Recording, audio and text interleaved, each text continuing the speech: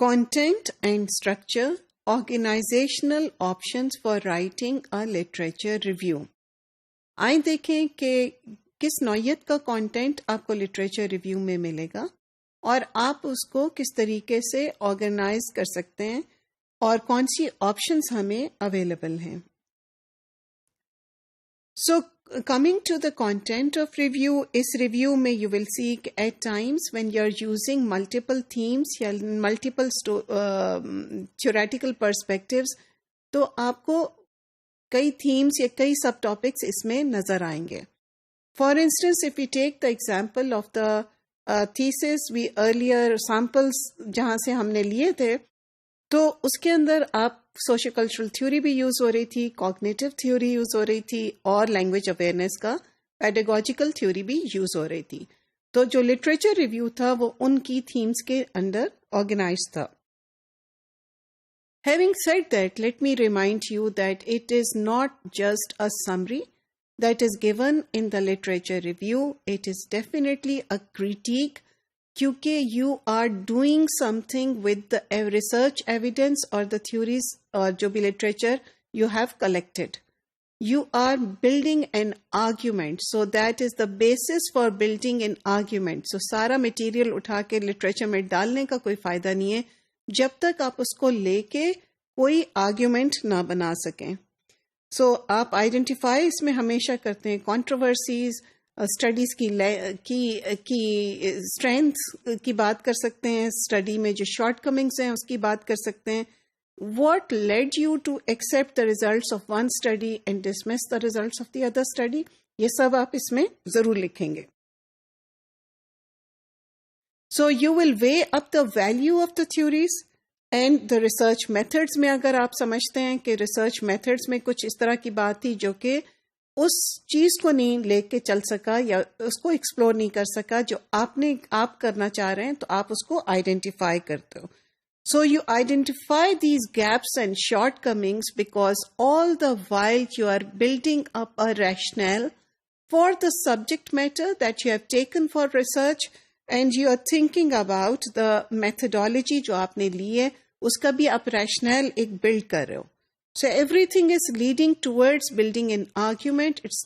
Let me say that again, it is not just a summary of the existing research.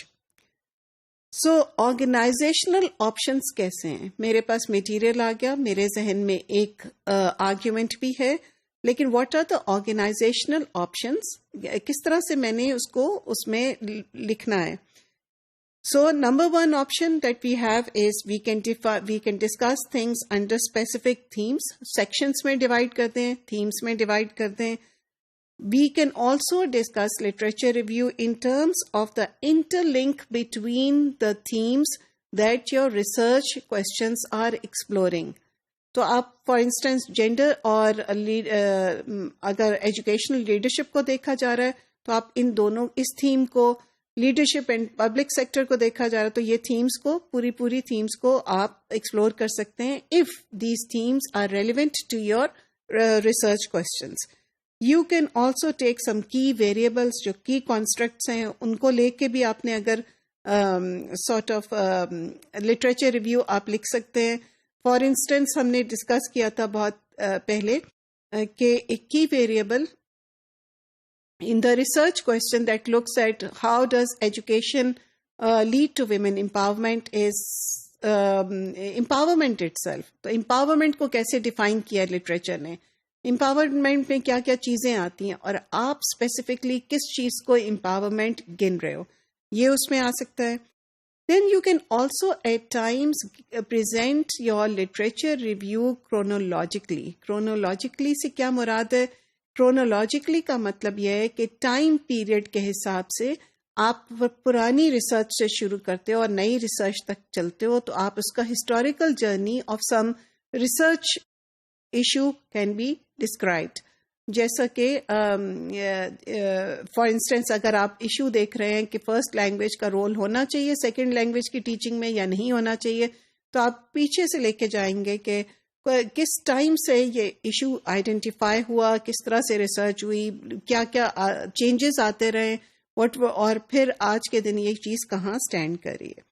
Sometimes you can also do a combination of these options.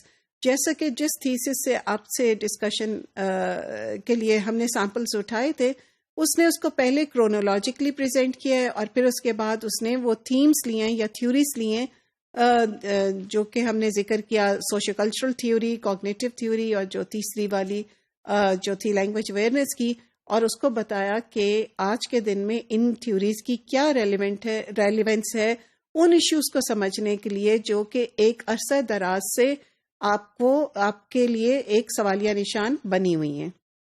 So these are the different options that you can look at when you're writing your literature review.